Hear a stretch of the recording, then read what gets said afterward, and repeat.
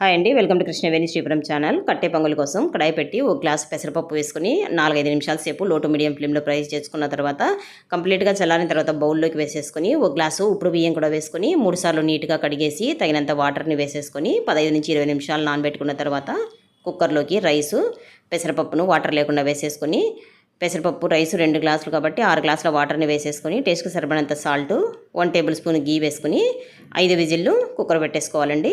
5 విజిల్ల తర్వాత ఇందులో ఆవిరంతా పోయిన తర్వాత చూడండి, పొంగల్ అనేది మనకి ఇలా పర్ఫెక్ట్ కన్సిస్టెన్సీ ఉండాలి.